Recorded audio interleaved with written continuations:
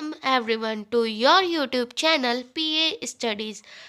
आज हम Kepler law को पढ़ेंगे। केपलर ने 3 लॉ दिए हैं और केपलर ने ये लॉ क्यों दिए हैं, उन्होंने बताया कि प्लैनेट्स सन के अराउंड कैसे मूव होते हैं। तो उन्होंने सबसे पहले लॉ में क्या बोला है, each planet revolve around the sun in an elliptical orbit with sun at one focus of the ellipse.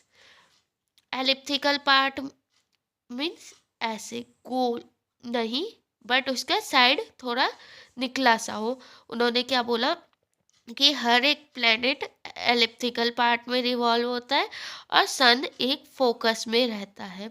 ठीक है, उन्होंने सबसे पहली बात ये बताई।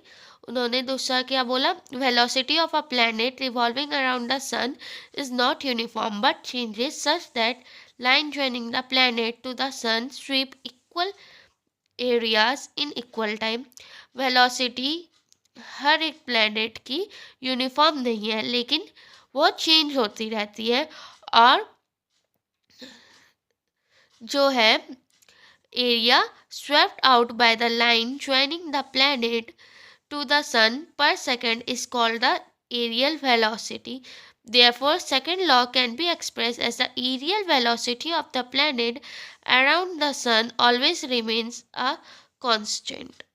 Aerial velocity planet की हमेशा constant होती है। मीन्स जो planets होते हैं वो एक certain टाइम में ही अपना डिस्टेंस कवर करते हैं। ऐसा तो कभी नहीं देखा होगा आपने कि कभी 24 आवर्स से ज़्यादा बड़ा दिन हो रहा है, छोटा, एक कांस्टेंट टाइम रहता है। फिर तीसरा लॉ में उन्होंने क्या बोला, square of a periodic revolution of any planet about the sun is directly proportional to the cube of its mean distance from the sun.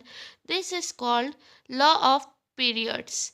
If t is the period of the planet and r is the mean distance of a planet from the sun। उन्होंने क्या बोला कि जो time है वो time का square directly proportional होगा are का क्यूब का। अब ये तो नॉर्मल सी बात है। अगर आपको बोलो ये छोटे वाला चक्कर में आप यहाँ से स्टार्ट कर रहे हो और यहाँ पर चक्कर लगाना है तो आपको कम टाइम लगेगा। और यही अगर मैं आपका एरिया बढ़ा दूँ, आपको बड़े वाले में एक पूरा सर्कल राउंड करना है तो आपको ज़्यादा टाइम लगेगा।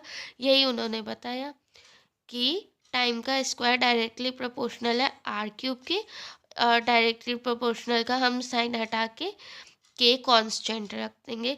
तो उन्होंने 3 लॉ बातें बताई। एक तो कि सन जो है वो फोकस में रहता है और सब प्लैनेट एक एलिप्टिकल पार्ट में घूमते हैं।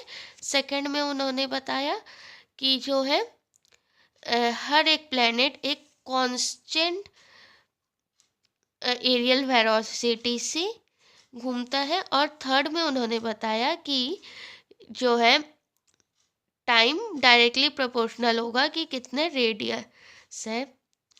यही था केपलर्स के तीनों लॉस, और ये आपका लॉन्ग में आ सकता है। इसे आप अच्छे से प्रिपेयर कर लेना। Thanks for watching. Please like, share and subscribe my channel.